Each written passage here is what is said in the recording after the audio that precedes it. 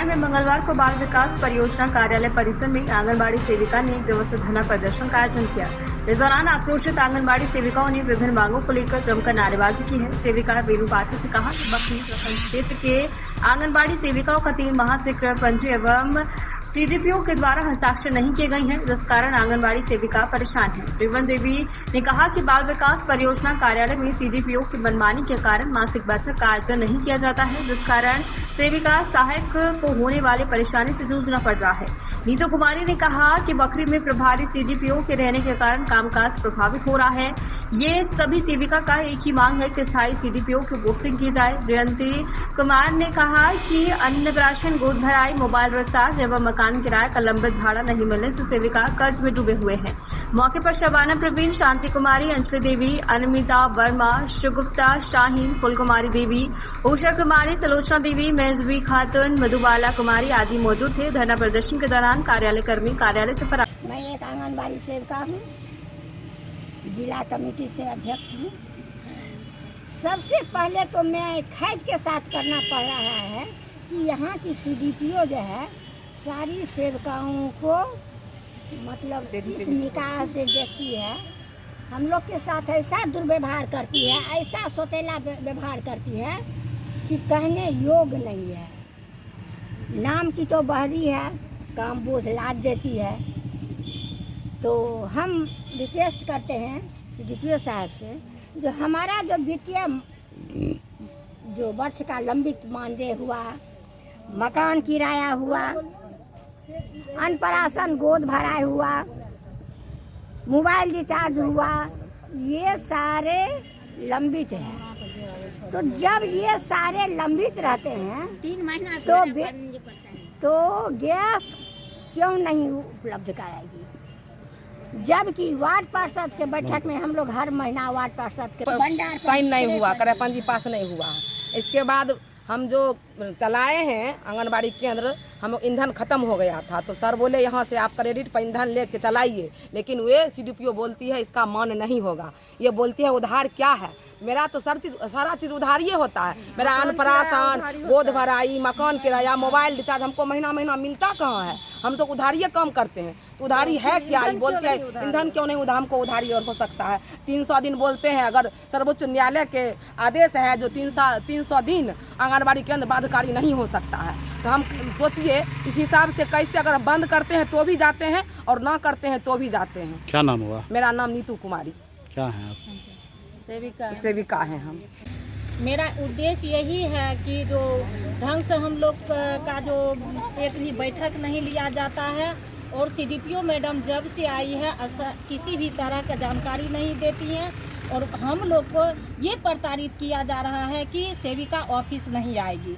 और बहुत ऐसा काम है कि जो हम लोग काम करते जा रहे हैं और फिर भी कहा जाता है कि सेविका काम नहीं करती है।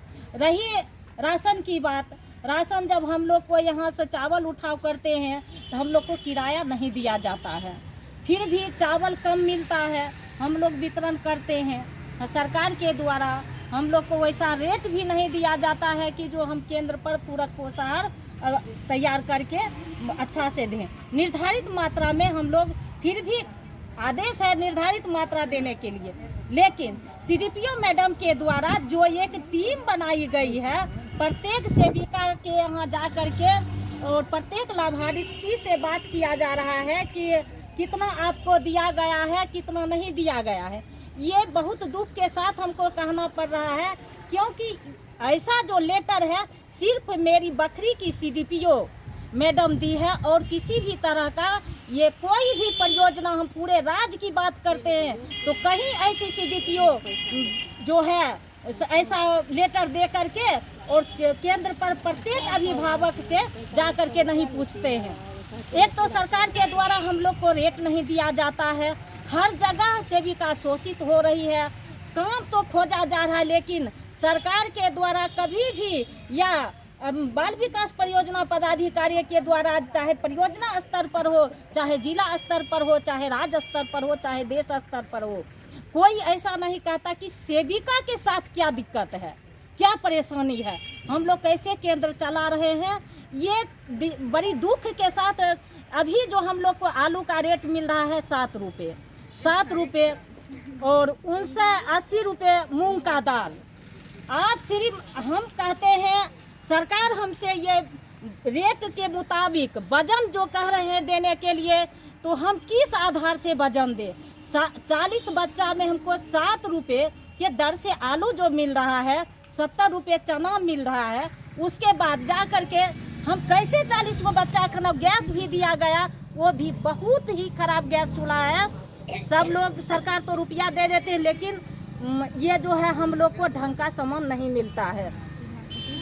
उसके बाद हम लोग कार्यालय आते हैं, मैडम नहीं उपस्थित रहती हैं। मैडम से हम लोग संपर्क करना चाहते हैं, बार बार बात करना चाहते हैं, तो हम लोग को बात भी नहीं किया जाता है। उसके बाद एक भी ऐसा मंथली मीटिंग भी नहीं है जो हम लोग उनसे बात करें।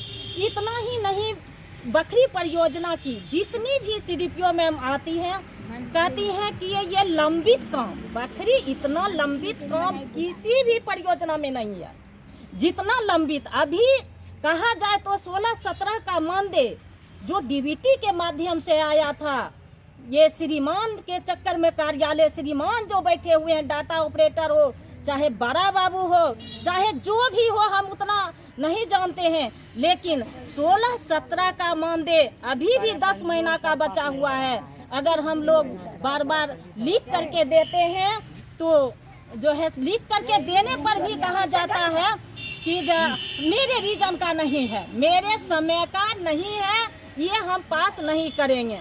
इतना ही नहीं, मकान किराया, आज हम कह रहे हैं कि केंद्र छोटा छोटा नौनिहाल बच्चा, एक तरफ सरकार कुपोषण दूर करने के लिए बहुत सारा योजना चला रही है, जिसमें आंगनबाड़ी जो है वो कुपोषण के पर ही काम करती है, जिससे कि कुपोषण दूर हो और मृत्यु दर में कमी आवे।